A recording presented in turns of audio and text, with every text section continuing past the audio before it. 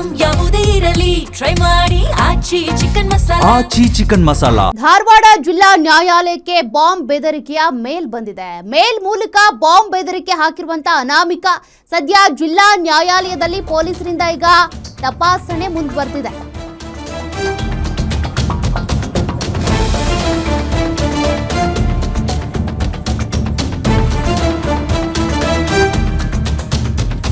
ಜಿಲ್ಲಾ ನ್ಯಾಯಾಲಯದಲ್ಲಿ ಪೊಲೀಸರು ತಪಾಸಣೆ ಮುಂದುವರೆಸಿದ್ದಾರೆ. ಬಾಂಬ್ ನಿಷ್ಕ್ರಿಯ ದಳ ಸೇರಿದಂತೆ ಪೊಲೀಸರಿಂದ ತಪಾಸಣೆ ನಡೀತಾ ಇದೆ.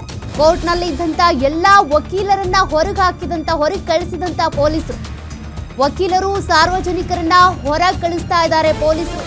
ಮಧ್ಯಾಹ್ನ 2 ಗಂಟೆಗೆ 23 ವಾಯುಗುಂಡುಗಳು ಸ್ಫೋಟ ಅಂತೇಳಿ ಮೇಲ್ ಮಾಡಲಾಗಿದೆ.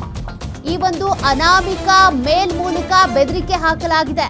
ಹೀಗಾಗಿ ಕೋರ್ಟ್ನಲ್ಲಿದ್ದಂಥ ವಕೀಲರು ಜೊತೆಗೆ ಕೇಸಿಗೆ ಸಂಬಂಧಪಟ್ಟಂತೆ ಸಾರ್ವಜನಿಕರು ಬಂದಿರ್ತಾರೆ, ಅವರೆಲ್ಲರನ್ನೂ ಕೂಡ ಹೊರಗೆ ಕಳಿಸಿ ಬಾಂಬ್ ನಿಷ್ಕ್ರಿಯ ದಳದಿಂದ ಈಗ ಪರಿಶೀಲನೆ ಮಾಡಿ ತಪಾಸಣೆ ಮಾಡಲಾಗ್ತಾ ಇದೆ.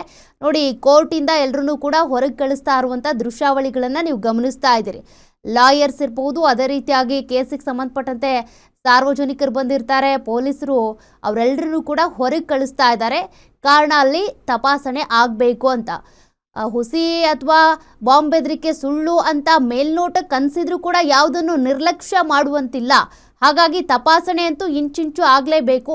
ಹಾಗಾಗಿ ಧಾರವಾಡ ಜಿಲ್ಲಾ ನ್ಯಾಯಾಲಯದಲ್ಲಿ ತಪಾಸಣೆ ಮಾಡ್ತಾ ಇದ್ದಾರೆ.